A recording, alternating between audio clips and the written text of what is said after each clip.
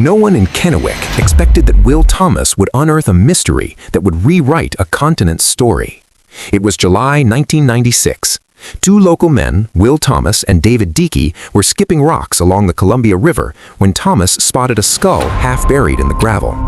What followed was not just an archaeological case, it became a 9-year legal showdown, a headline-making clash of science and sovereignty, and finally, a quiet, wrenching reconciliation.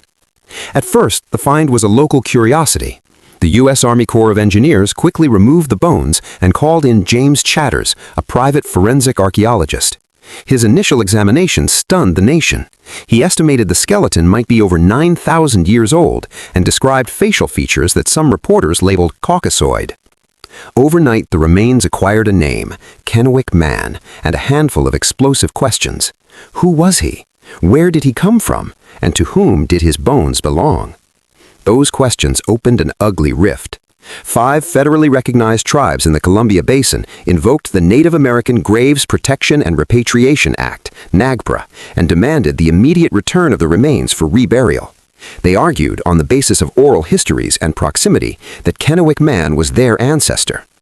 Scientists, dozens of anthropologists and archaeologists, said that Kennewick Man represented an irreplaceable scientific resource that could illuminate the peopling of the Americas. The Army Corps of Engineers, charged with stewardship of the recovery site, found itself trapped between legal mandates and competing moral claims. Tension hardened into litigation. Scientists sued the Corps to gain access for study. Tribes sued to block scientific analysis and secure repatriation. In the spotlight of intense media scrutiny, conjecture hardened into conspiracy.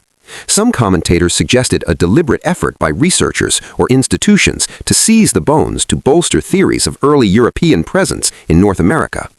Tribes felt a different sort of conspiracy, that centuries-old patterns of colonial disregard were playing out again, with scientists treating indigenous remains as specimens rather than relatives.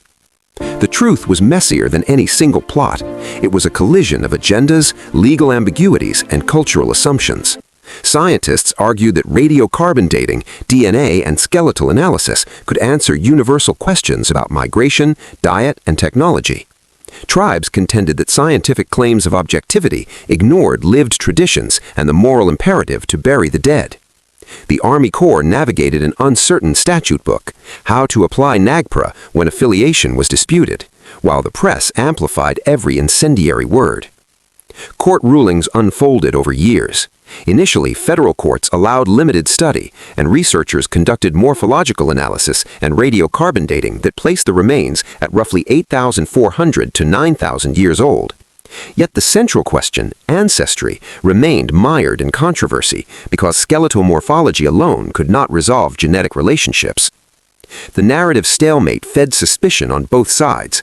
Scientists frustrated by restricted access, tribes outraged at the idea their ancestor could be treated as an object of debate. The stalemate broke not in a verdict, but in a new kind of science.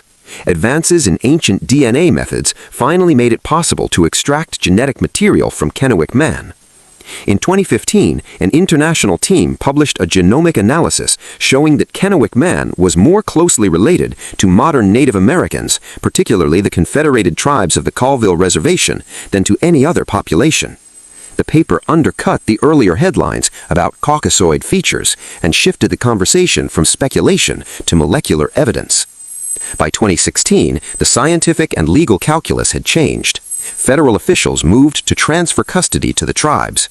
In February 2017, after 2 decades of debate and litigation, Kennewick Man was quietly turned over to the tribes and reburied in an undisclosed location following traditional ceremonies.